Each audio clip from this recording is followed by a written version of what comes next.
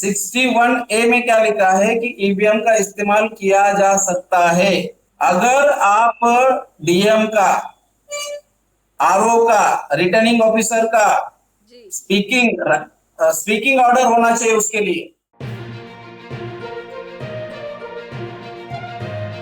BJP ने भी ये मतलब प्रूव कर दिया है, बीजेपी के लीडर ने भी प्रूव कर दिया कि ईवीएम मशीन जो है अनकॉन्स्टिट्यूशनल है। ये साबित होने के बाद भी अभी जो प्रेस कॉन्फ्रेंस हुई उसमें सब्जेक्ट बहुत अच्छा था। उन्होंने सब्जेक्ट लगाया था, what is the election commission of India hiding. तो हमें लगा कि भाई इलेक्शन कमीशन ऑफ इंडिया जो हाइडिंग कर रही है वो मतलब राहुल गांधी जी जो है वो बताने वाले हैं। लेकिन उन्होंने जो बताया उसमें उन्होंने 5 मुद्दे बताए कि एक है डुप्लीकेट वोटर, फिर दूसरा उन्होंने बताया कि फेक एंड इनवैलिड एड्रेस, दूसरा तीसरा उन्होंने बताया कि बल्क वोटर सिंगल एड्रेस, फिर यानी उन्होंने बताया कि इनवैलिड फोटो, और फिर उन्होंने बताया मिस यूज फॉर्म 6।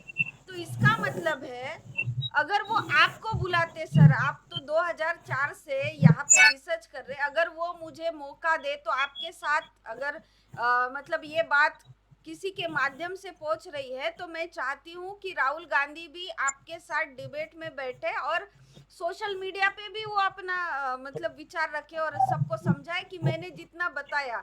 वो बोल रहे 6 महीने में मैंने रिसर्च किया और आप 2004 से रिसर्च कर रहे। तो उन्होंने आपसे मतलब आधी अधूरी जानकारी ली या आपने इतनी जानकारी जानबूझकर दी सर उनको? जी। नहीं, मैं तो हम तो 2014 से हमारे दिमाग में ये आया, और वो भी मैंने 15 मार्च जी। 2014 से पहली बार जब हम हमारे ऑर्गेनाइजेशन के माध्यम से जी। बहुजन मुक्ति पार्टी, जो हमारा एक हमारे साथ जो काम करने वाले जो लोग हैं बहुजन मुक्ति पार्टी, और वो इलेक्शन में वो लोग जब उतरे इलेक्शन में, जी। तब से इसके ऊपर हम लोगों ने फोकस किया और तब से शुरुआत हुई इसके बारे में सोचने की। उसके पूर्व पहले हमें इसके ऊपर सोचने के लिए, स्टडी करने के लिए उसका कोई ये नहीं था।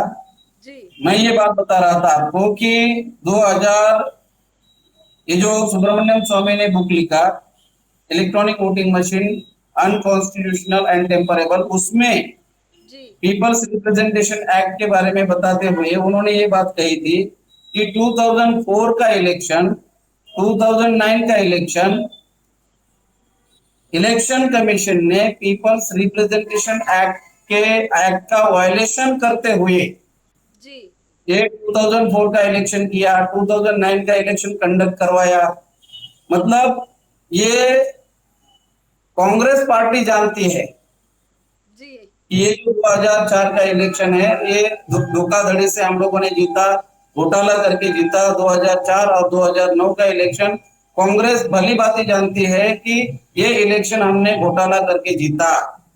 सुब्रमण्यम स्वामी के बुक में खुद लिखा हुआ है, सुब्रमण्यम स्वामी ने, कि ये जो 2004 एंड 2009 का इलेक्शन है, ये पीपल्स रिप्रेजेंटेशन एक्ट के विरोध में जाकर, अच्छा, केवल यही पर मामला नहीं है तो जी, जो आईएएस ऑफिसर एमजी देवसाहेम, जी।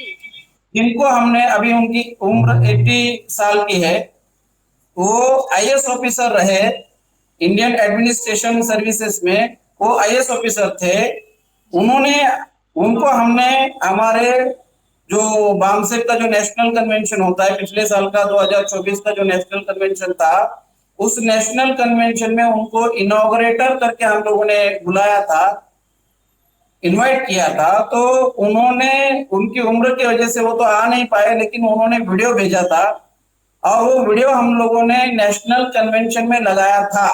जी। उस वीडियो में उन्होंने क्या बताया था, as a IAS, retired IAS officer, उन्होंने क्या बताया, एमजी देवसायम, इन्होंने ये बताया कि 2004 से लेके 2024 तक सारे इलेक्शन जो है, ये पीपल्स रिप्रेजेंटेशन एक्ट का हवाला देते हुए जी। 2004 से लेके 2024 तक जो 5 टर्म के इलेक्शन है, 2004, 2009, 2014, 2019, 2024, ये सारे इलेक्शन जो है सारे के सारे इलीगल है। और क्या चाहिए? अगर कौन सा सब? इलेक्शन इनलीगल है सर, और उसके माध्यम से कोई रूल बनाया जाता है या कोई जीआर निकाला जाता है, क्या वो इनलीगल नहीं हो सकता? कौन सा? अगर गवर्नमेंट इनलीगल है और उस गवर्नमेंट हाँ ने हाँ कोई हाँ हाँ। रूल निकाला है, गवर्नमेंट ने जीआर निकाला ये है। अभी ये ब्राह्मण ब्राह्मण लोग जो शासन सत्ता पर कब्जा बनाए बैठे हैं, तो उनको इसी बात का डर है कि 2004 से 2024 तक जितने भी फैसले लिए गए हैं वो सारे के सारे इलीगल हो जाएंगे। जी, तो इसी को मतलब एक बचाने के असंतन। लिए राहुल हाँ गांधी हाँ जी जो है वो जद्दोजहद करते नजर आ रहे सर, क्योंकि ये भी हाँ इनलीगल है। आपके माध्यम से हमें पता चला कि मतलब वोटिंग मशीन चलो इन्होंने लाई, लेकिन जो वोटिंग मशीन है वो भी उन्होंने पहले कहा पेटेंट है इसका, और पेटेंट के लिए उन्होंने अप्लाई भी किया, फिर वो अप्लाई मतलब विड्रॉल भी किया। जैसे वर्ल्ड इंटेलेक्चुअल प्रॉपर्टी ऑर्गेनाइजेशन को इन्होंने अप्लाई किया था, क्या ये बात सही है सर? हाँ हाँ, वो तो 2004 में 2002 में जी अप्लाई करने के बाद बीएल के लोगों ने, ईसीएल के लोगों ने अप्लाई तो किया, जी मगर वर्ल्ड इंटेलेक्चुअल प्रॉपर्टी ऑर्गेनाइजेशन ने उनको सवाल किया, उनको इस रेफरेंस में क्लैरिफिकेशन पूछा, तो इन लोगों ने कोई क्लैरिफिकेशन नहीं दिया। जी क्योंकि क्लैरिफिकेशन अगर देते हैं तो फंसेंगे, जी फंसेंगे तो एक्सपोज हो जाएंगे और इंटरनेशनल लेवल पर एक्सपोज हो जाएंगे। इसलिए इन्होंने कोई क्लैरिफिकेशन नहीं दिया। इसलिए वर्ल्ड इंटेलेक्चुअल प्रॉपर्टी ऑर्गेनाइजेशन ने इनको आज तक पेटेंट दिया नहीं है। और जो पेटेंट मिला हुआ है ये इंडिया के लोगों का पेटेंट मिला हुआ है।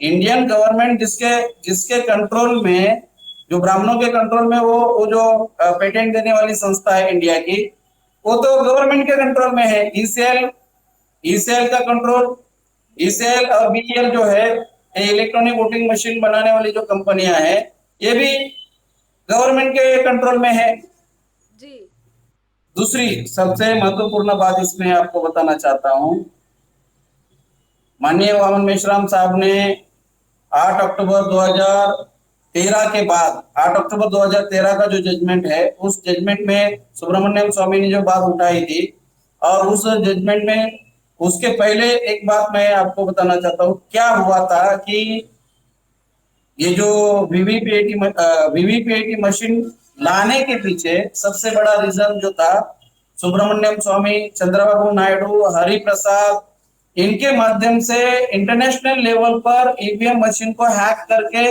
इंटरनेशनल लेवल पर दिखाया गया था, वीडियो बना के रिपोर्ट पब्लिश करके इंटरनेशनल लेवल पर।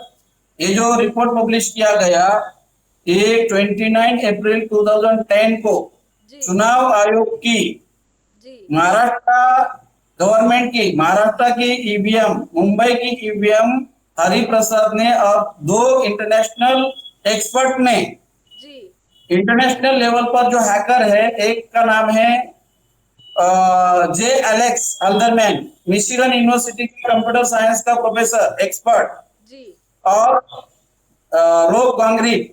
तो रोब जो है वो जुलियन असेंज का एक विकीलीक के बारे में आपको मालूम होगा। तो इन्होंने हॉलैंड का जो ईवीएम है, ये ईवीएम बैन करने वाला जो है, इसमें सबसे बड़ा रोल इसका है, रोब का। और यहाँ पे ये बोल रहे हैं कि बहुत ऑथेंटिक है, कुछ भी प्रॉब्लम नहीं क्रिएट हो सकता, जबकि चुनाव ये इनलीगल तरीके से कर रहे हैं, मशीन इनकी इनलीगल है, और ये जोर शोर से ये भी बोल रहे सर कि कोई भी प्रॉब्लम क्रिएट नहीं हो सकती, ये बहुत अच्छी मशीन ये है। मैं आपको बताना चाहता हूँ कि सबसे पहले जो 2004 में सुब्रमण्यम स्वामी हार गए थे, तो हारने के बाद सुब्रमण्यम स्वामी ने क्या किया, मदुराई एरिया में, तमिलनाडु में मदुराई डिस्ट्रिक्ट है, मदुराई में जब सुब्रमण्यम स्वामी हारने के बाद उन्होंने बवाल शुरू किया। उन्होंने ये कहा कि मुझे 1500 बूथों में से 1005 जनता पार्टी उनका नेशनल लेवल का पार्टी था, तो जनता पार्टी के नेशनल प्रेसिडेंट, मतलब नेशनल पार्टी नहीं था, नेशनल प्रेसिडेंट थे जी सुब्रमण्यम स्वामी, और उनका वहां पर बहुत होल्ड था मदुरई में। वहां आउट ऑफ 1500 बूथों में से 500 बूथों पर उनको 012 इसके आगे वोट गया ही नहीं।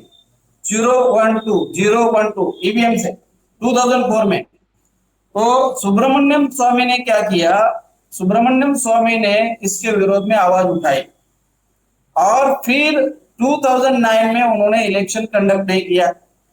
2009 से 2012 तक दिल्ली हाईकोर्ट में केस फाइल किया ईवीएम के विरोध में। दिल्ली हाईकोर्ट ने उनको वहां से भगाया, सुब्रमण्यम स्वामी को। दिल्ली हाईकोर्ट से भगाने के बाद सुब्रमण्यम स्वामी सुप्रीम कोर्ट में गए। तब तक उनके पास बहुत सारे एविडेंस इकट्ठा हो गए। मतलब 2012 से 2013, जब 13 में 8 अक्टूबर 2013 के पहले पहले एक जो एक तीनों का जो मैंने बात बताई, हरिप्रसाद, क्योंकि चंद्रबाबू नायडू 2004 हार गए आंध्रा से, चंद्रबाबू नायडू अगेन 2004 में हारे, 2009 में हारे, और चंद्रबाबू नायडू ने हरिप्रसाद को पूछा था क्योंकि वो नेट इंडिया कंपनी का मैनेजिंग डायरेक्टर थे जी हरिप्रसाद, वो एक्सपर्ट थे। सबसे पहले ईवीएम के बारे में जो एक्सपर्ट है इंडिया में वो हरिप्रसाद विमरू है जी और उन्होंने चुनाव आयोग के ईवीएम को नेशनल इंटरनेशनल लेवल पर एक्सपोज किया। जी मतलब उस वक्त उन्होंने बीजेपी के कार्यालय में मुंबई के नरीमन पॉइंट में किरीट सोमैया के सामने ईवीएम को एक्सपोज करके बताया था। जी किरीट सोमैया जो किस्सा है ना, तो किरीट सोमैया के सामने एक्सपोज करके बताया था, बीजेपी के कार्यालय में बताया था, बीजेपी के लोगों को बताया था। उसी बात को और सुब्रमण्यम स्वामी जो चुनाव आयोग ने तो सुब्रमण्यम स्वामी को और हरिप्रसाद को बकायदा उनके ऑफिस में, इलेक्शन कमीशन के ऑफिस में 2009 में बुलाया, जी ईवीएम मशीन हैक करके बताओ, ऐसा कहा। अभी ये किस्सा बहुत महत्वपूर्ण है। चुनाव आयोग ने जब उनको बुलाया और कहा, 2009 की बात है, अगस्त महीने की बात है, तो चुनाव आयोग ने कहा कि भाई ये मशीन है, ये मशीन हैक करके बताओ। जी सुब्रमण्यम स्वामी के साथ उनके सुप्रीम कोर्ट के लॉयर हरिप्रसाद विमरू जो कि टेक्निकल एक्सपर्ट, वो एक्सपर्ट है टेक्निकल, और नेट इंडिया कंपनी के एक्सपर्ट ये हरिप्रसाद आंध्र प्रदेश से, नेट इंडिया कंपनी के मैनेजिंग डायरेक्टर और उनके साथी लोग वहां पर थे। अभी बीएल के लोग, ईसीआई के लोग, चुनाव आयोग के लोग, जो इलेक्शन कमिश्नर थे, मेन जिसने बुलाया था चीफ इलेक्शन कमिश्नर, वो एब्सेंट थे। जी और दो लोग जो उसके नीचे थे इलेक्शन कमिश्नर, वो लोग प्रेजेंट थे। उसमें एक जो क्या नाम उनका, उसमें एक संपत करके है, जी वो वहां, और संपत और एक थे, तो दो चुनाव जो अधिकारी थे वहां, उनके सामने मशीन रखी, हरिप्रसाद के सामने मशीन रखी गई और उनके साथी उसका फोटो वगैरह ले रहे थे। तो मशीन हरिप्रसाद ने ऐसा खोल के उन्होंने कहा, टेक्निकल एक्सपर्ट कमेटी के लोग हैं, जी चुनाव आयोग के लोग हैं, SY Qureshi, doctor SY Qureshi बाद में चीफ इलेक्शन कमिश्नर बने, रिटायर्ड भी हुए, जी वो भी थे। तो उनके सामने मशीन ओपन की, चुनाव आयोग के दिल्ली के इलेक्शन कमीशन के ऑफिस में ये सारा हुआ और उन्होंने ऐसा कहा हरिप्रसाद ने कि मुझे ऐसा लगता था कि ये मशीन मैं 7 दिन में हैक कर सकता हूं, जी ऐसा मुझे लगता था, मगर ये मशीन को अभी देखने के बाद मुझे ऐसा लग रहा है कि ये मशीन मैं आज ही हैक कर सकता हूं। जी जी जी जैसे हरिप्रसाद ने ये बात कही, तो टेक्निकल एक्सपर्ट कमेटी के लोगों ने कहा कि ये क्या जी मरवा होगी क्या। टेक्निकल एक्सपर्ट कमेटी शायद बदल चुकी होगी उस वक्त। तो इलेक्शन होने के बाद, इलेक्शन होने के बाद की बात बता रहा हूं। तो इलेक्शन, ये जो टेक्निकल एक्सपर्ट कमेटी के लोगों ने इशारा किया संपत की तरफ, क्या हो रहा है। तो संपत जो इलेक्शन कमिश्नर थे, तो उन्होंने क्या कहा कि भाई टेबल पर ऐसा हाथ, ये क्या, टेबल पर ऐसा हाथ रख के उन्होंने कहा, mister Hariprasad, now stop it. आप वो मशीन जो है विदाउट हैंड टच हैक करके बताओ। जी तो सुब्रमण्यम स्वामी ने क्या कहा कि how it is possible without hand touch. तो सुब्रमण्यम स्वामी को ईसीआई के लोगों ने, बीएल के लोगों ने कहा कि ये मशीन को हमारी मशीन जो है ये वर्ल्ड इंटेलेक्चुअल प्रॉपर्टी ऑर्गेनाइजेशन से इसको पेटेंट मिला हुआ है। हाँ, तब तब ये बात, और ये लिखी हुई उन्होंने है उन्होंने झूठ कहा, सुब्रमण्यम स्वामी उन्होंने की झूठ किताब में। कहा, जी उन्होंने झूठ कहा। ईसीएल के लोगों ने, बीएल के लोगों ने झूठ ये किया। तो सुब्रमण्यम स्वामी को जिज्ञासा हुई कि रियल में इस मशीन को पेटेंट है। जी तो उन्होंने वर्ल्ड इंटेलेक्चुअल प्रॉपर्टी ऑर्गेनाइजेशन को लिखा कि भाई ये मशीन को पेटेंट है क्या। तो उन्होंने सुब्रमण्यम स्वामी के लेटर का जवाब देते हुए उन्होंने कहा कि ये मशीन को इन्होंने अप्लाई तो किया था, ये साल में ये डेट को उन्होंने अप्लाई किया था। हमारे पास वो सारे सबूत है, डेट के साथ, साल मतलब उसके ईयर के साथ सबूत है। सुब्रमण्यम स्वामी के बुक में ये लिखा हुआ है सारा। जी जी जी तो इस वर्ल्ड इंटेलेक्चुअल प्रॉपर्टी ऑर्गेनाइजेशन ने कहा कि इस मशीन को पेटेंट अभी तक मिला हुआ नहीं। तो ये झूठ बोल रहे थे। बाद में चल के 29 अप्रैल 2010 को ये दोनों तीन लोगों ने मिलके, सुब्रमण्यम स्वामी तो नहीं थे, हरि प्रसाद और जे एलेक्स हल्दरमैन जो मिशिगन यूनिवर्सिटी के, और रोप गंगरी। तो इन्होंने तीन लोगों ने मिलके, हरि प्रसाद हैदराबाद में आके ईवीएम मशीन इंडिया, जो मुंबई का ईवीएम मशीन, एक व्यक्ति ने, अननोन व्यक्ति ने उनको मशीन थमा, मतलब मशीन दी थी।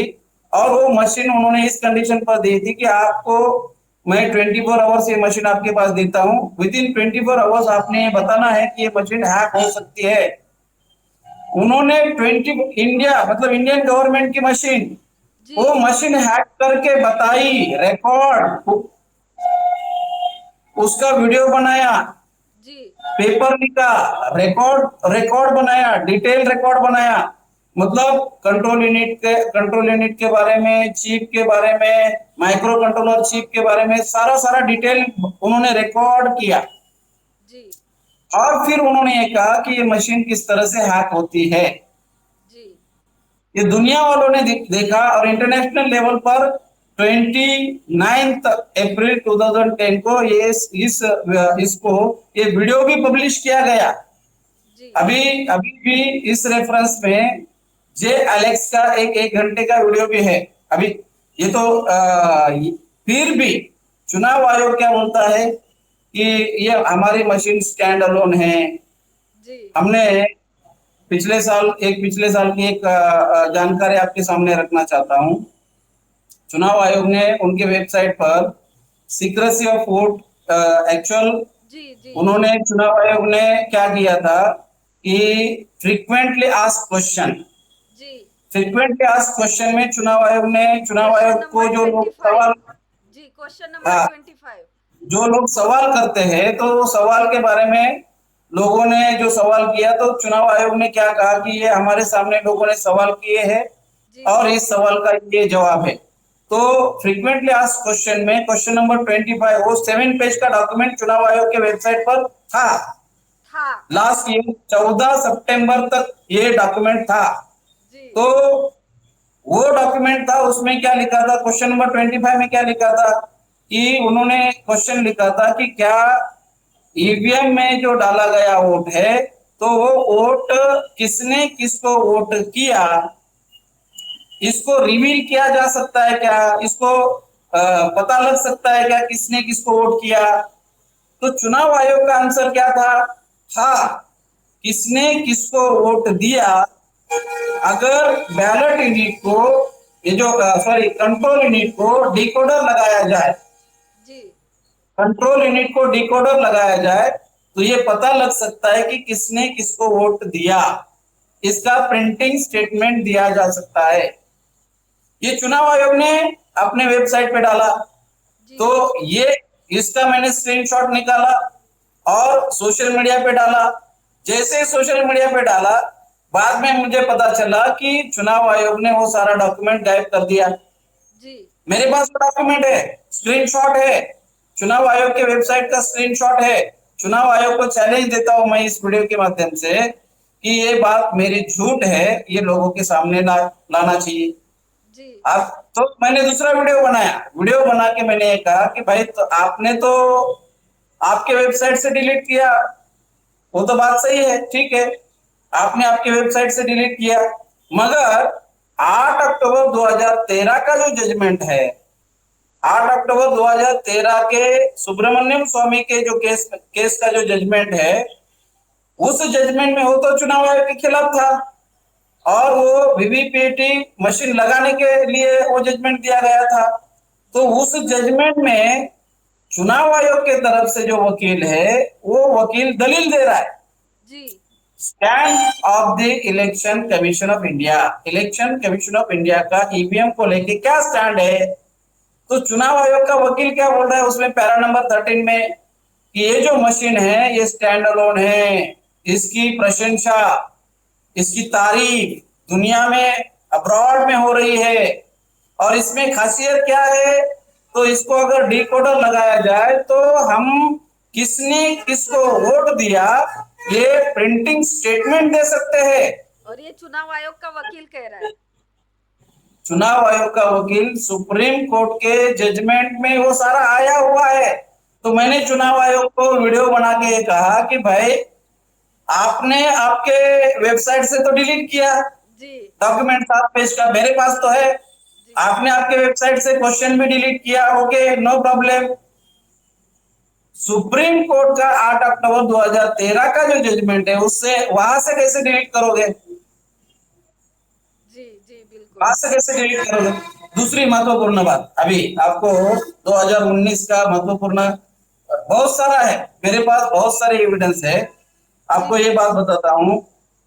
इलेक्शन कमीशन के, अभी भी इलेक्शन कमीशन के वेबसाइट पर ये डॉक्यूमेंट है, आप देख सकते हैं।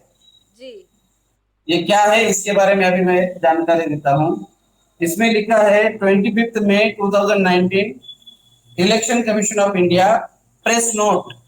जी इलेक्शन कमीशन ऑफ इंडिया की प्रेस नोट है। अभी ये प्रेस नोट क्या है, ये थोड़ा आपको पढ़ के बताता हूँ, ये बहुत महत्वपूर्ण है। जी इस वो है, इसमें हिंदी भी है, इंग्लिश भी है। मैं उसको आपको समझाना चाहूंगा, इसको पढ़ के लोगों को, हाँ हिंदी में पढ़ के बताता हूँ जी जी ताकि हमारे लोगों को, दर्शकों को समझ में आएगा। जी बिल्कुल। भारत निर्वाचन आयोग द्वारा 17वीं लोकसभा के नवनिर्वाचित सदस्यों की सूची भारत के माननीय राष्ट्रपति जी को प्रस्तुत करना। जी अब ये जो सूची है, ये जैसे कि अपना जो संविधान का डॉक्यूमेंट है या प्रिंटेड डॉक्यूमेंट है, एक प्रिंटेड डॉक्यूमेंट को प्रिंट करने के लिए कितना भी बढ़िया अगर प्रिंटिंग प्रेस है तो उसको कितना समय लगेगा। इनके पास 3 डॉक्यूमेंट है, जी जी प्रिंटेड डॉक्यूमेंट है, और जैसे कि जैसे संविधान की कॉपी होती है तो उसी तरह से इसको प्रिंट किया, गवर्नमेंट की कॉपी है ये। जी अभी ये कॉपी उन्होंने कब दिया है? 25 मई 2019 को। इलेक्शन डिक्लेयर कब किया? 23 मई। इलेक्शन का रिजल्ट कब डिक्लेयर किया? 23 मई। जी 23 मई को रिजल्ट डिक्लेयर किया। अभी इसमें आपको ये जानकारी देना चाहता हूं, मुख्य निर्वाचन आयुक्त श्री सुनील अरोड़ा ने निर्वाचन आयुक्त श्री अशोक लवासा और निर्वाचन आयुक्त श्री सुशील चंद्रा के साथ आज 25 मई 2019 को दोपहर 12:30 मतलब 12:30 पर भारत के माननीय राष्ट्रपति जी से मुलाकात की। आयोग द्वारा जारी अधिसूचना की प्रति माननीय राष्ट्रपति जी को प्रस्तुत की गई, जिसमें 17वीं लोकसभा के साधारण निर्वाचनों के पश्चात लोकसभा के निर्वाचित सदस्यों के नाम थे। जी ये जो निर्वाचित मतलब जो जीते हुए जो विनर है, जी उन सारे लोगों के नाम थे, विनर लोगों के। जी अभी ये यहाँ पर लिखा है कि इसके पश्चात मुख्य निर्वाचन आयुक्त सीईसी, चीफ इलेक्शन कमिश्नर, दोनों निर्वाचन आयुक्त और भारत के निर्वाचन आयोग के वरिष्ठ अधिकारी लोकसभा निर्वाचनों के समापन के उपरांत भारत के राष्ट्रपिता को आशीर्वाद लेने राजघाट गए। जी जो भारत के राष्ट्रपिता गांधी जी, इनका ये कहना है कि आशीर्वाद लेने गए। गांधी जी ने मतलब तिलक के बाद, तिलक ने तो बाल गंगाधर तिलक ने हमारे लोगों को वोटिंग का अधिकार मिलने से पहले ही क्या कहा था? तेली तंबोली कुनबटो को संसद में जाकर क्या हल चलाना है। जी वोटिंग का राइट मिलने के पहले ही बोला। जी इंडिया में वोटिंग का राइट किसी को भी नहीं था। वोटिंग का राइट मिलने के पहले ब्राह्मण की सोच कैसी है? तेली तंबोली कुनबटो को, अनटचेबल का तो नाम ही नहीं दिया, जी तेली तंबोली कुनबटो को संसद में जाकर के हल चलाना है। हमें ब्राह्मण किस तरह से सोच रहा है, हमारे लोगों को वोटिंग का अधिकार मिलने के पहले कैसे सोच रहा है।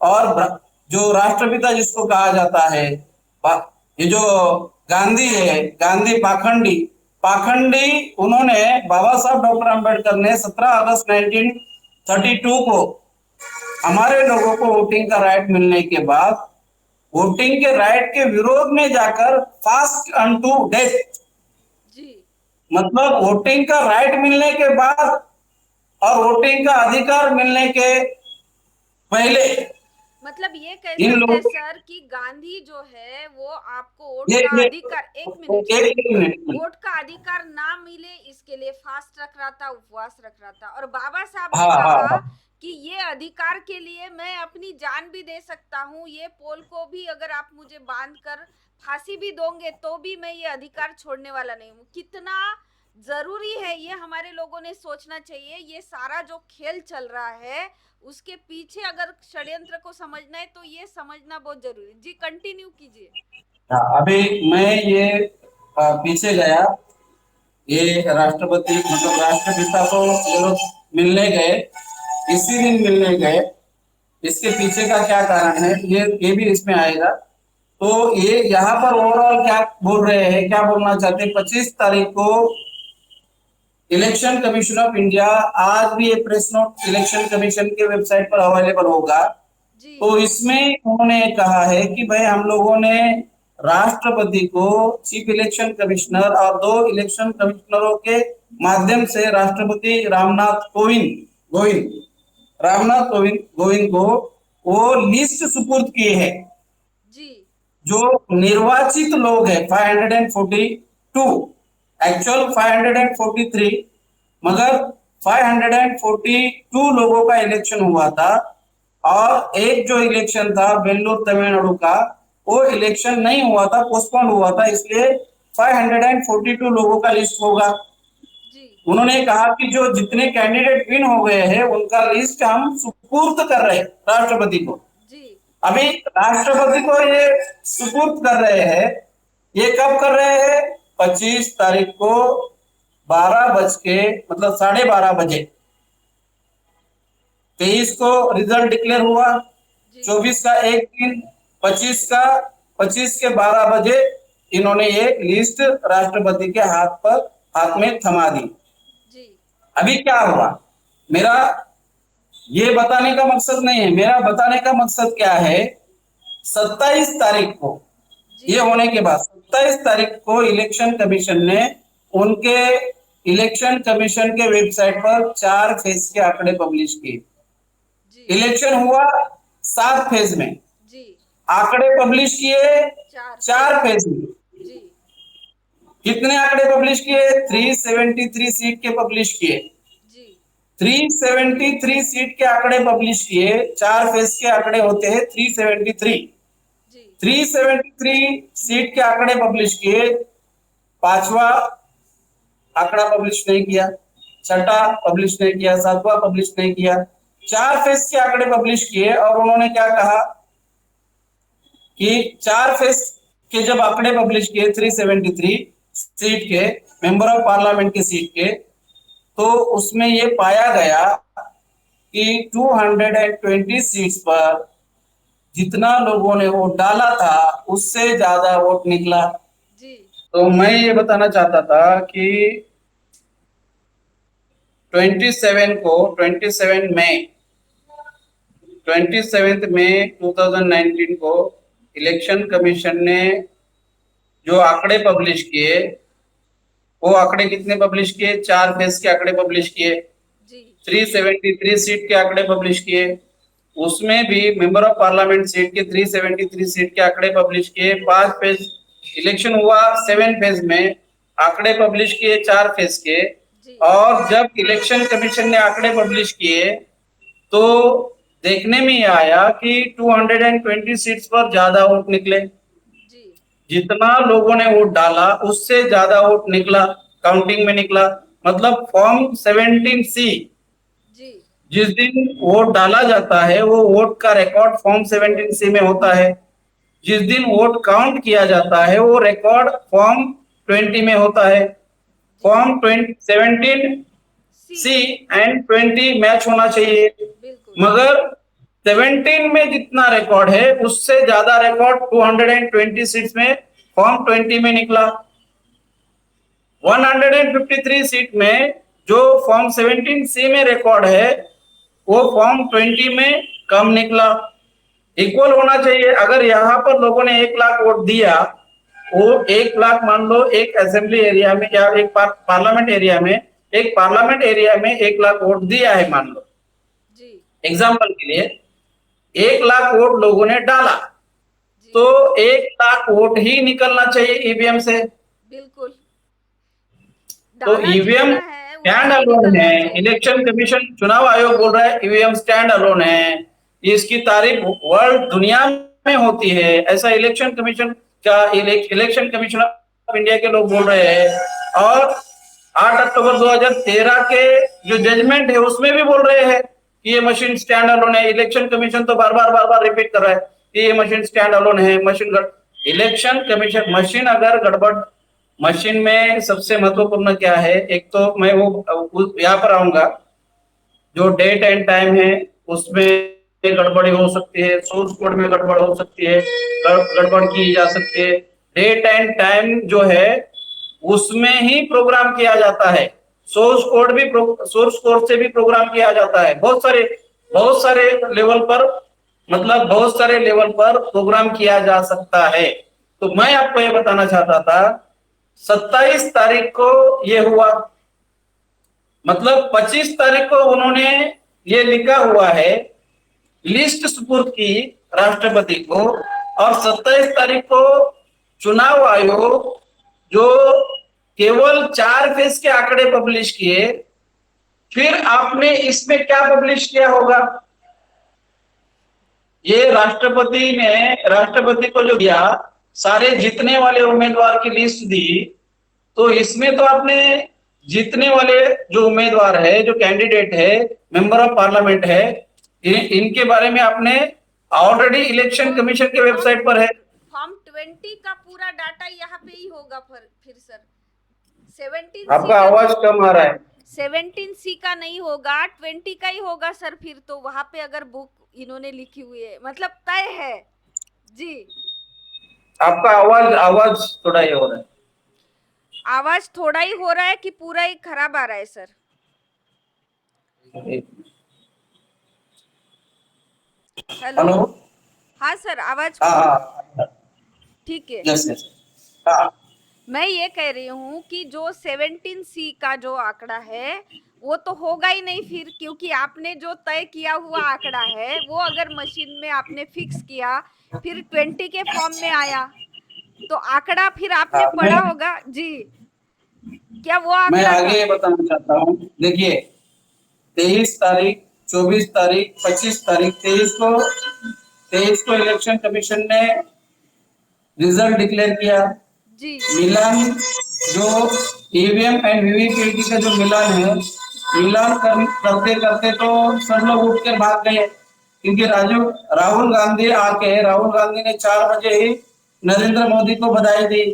जी बधाई देने के बाद जो मिलान करना है, वेरिफिकेशन करना है, जो रैंडमली वीवीपीएटी मशीन को जो स्लिप, उसमें जो स्लिप है, वो स्लिप को रैंडमली सिलेक्शन करने का जो रूल बनाया हुआ है, उसके तहत रैंडमली सिलेक्शन करके वेरीफाई करने का मामला है, वो भी वैसा की वैसा ही रहा। और उन्होंने क्या किया, वो रैंडमली सिलेक्शन करने के यहाँ पर खाना पूर्ति की। एक हो गया ये 23 का। 24 को मान लो उनको दिन भर पूरा दिन मिला प्रिंटिंग के लिए। जी 25 को बुक प्रिंट करके राष्ट्रपति को दिया 12 बज के 12:30 बजे। जी 25 को देने के बाद 26, 27 तारीख को क्या किया, इलेक्शन कमीशन ने अगर राष्ट्रपति को इतना बड़ा बुक दिया प्रिंट करके, तो भाई आपके पास आंकड़े आए आए होंगे, आंकड़ों के आधार पर आपने विनर कैंडिडेट की लिस्ट बना के राष्ट्रपति को दी होगी।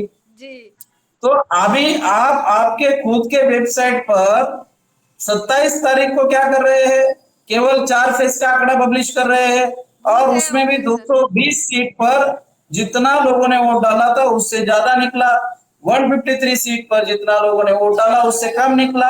अभी इसके उपरांत क्या किया, राष्ट्रपति के बाद ये चुनाव आयोग को जब लोगों ने फोन किया और पूछने की कोशिश की, तो चुनाव आयोग ने क्या किया, 1 जून को, जी ये दूसरा लेटर चुनाव आयोग ने 1 जून को, आज भी इलेक्शन कमीशन के वेबसाइट पर ये प्रेस नोट करके 1 जून 2019 को जी चुनाव आयोग के लोगों ने लिखा। क्या लिखा, अभी इसका मैं आपको कंपेरेटिव बताना चाहूंगा। चुनाव आयोग ने लिखा इसमें 1 जून को कि जो आंकड़े हमने पब्लिश किए हैं 27 तारीख को, ये आंकड़े प्रोविजनल है, जी ये ऑथेंटिक नहीं है। अच्छा कौन बोल रहा है, चुनाव आयोग बोल रहा है कि जो आंकड़े हमने पब्लिश किए हैं वो आंकड़े ऑथेंटिक नहीं है, ये ऑथेंटिक नहीं है। जो आंकड़े हमने पब्लिश किए हैं वो ऑथेंटिक नहीं है, ये आंकड़े प्रोविजनल है। जी इसमें लिखा है RO, provisional number of general voter turnout, the data is estimated and subject to change। जो डेटा हमने पब्लिश किया है वो एस्टिमेटेड है, जी अप्रोक्सीमेटली हमने किया है, और ये सब्जेक्ट टू चेंज है, ये प्रोविजनल है, ये हम लोग, ये फाइनल नहीं है। तो ये फाइनल कैसे हुआ फिर, 1 जून का फाइनल नहीं है, और 25 का फाइनल कैसे हुआ, 25 तारीख पहले आती है या 1 जून पहले आता है, 25 मई पहला आता है या 1 जून पहले आता है। 1 जून में आप लोग बता रहे हैं ये जो डेटा है ये डेटा प्रोविजनल है। इसमें आपको और एक बात बताता हूं, जी इसमें ऐसा लिखा है, the earlier elections election it used to take months to collect such authenticated election data from all the ROs। पहले क्या होता था कि ऑथेंटिकेटेड डेटा कलेक्ट करने के लिए it used to take months, बहुत सारे महीने लगते थे ऑथेंटिकेटेड डेटा कलेक्ट करने के लिए। इलेक्शन कमीशन के वेबसाइट पर है, जी फ्रॉम आरओ रिटर्निंग ऑफिसर से ये सारा डेटा लेने के लिए कई महीने लगते थे। Even in 2014 it took between 2 to 3 months after the declaration of result to collect and collect such data in authenticated form.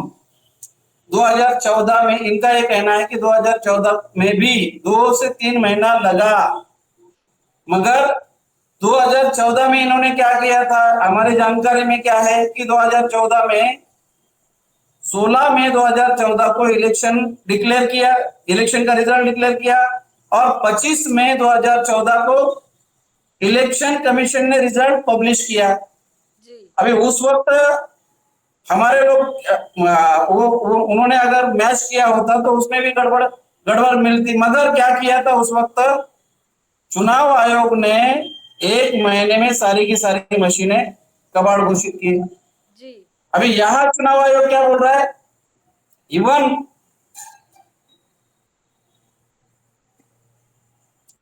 Even in 2014, it took between 2 to 3 months after the declaration of result to collect and collate such data in authenticated form। मतलब हम 2014 में भी हमें immediate authenticated data हम available हमारे पास नहीं हुआ, due to the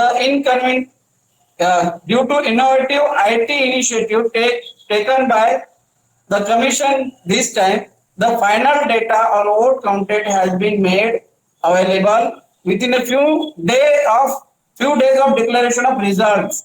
ji Due to the innovative IT initiative taken by the commission, this time the final data on vote counted has been made available within a few days of declaration of results।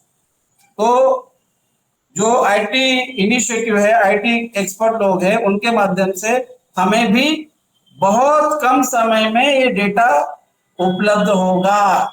जी अभी ये data provisional है, ये authentic नहीं है, election commission लिख रहा है, जी और आईटी के लोगों के माध्यम से ये अवेलेबल होगा अभी।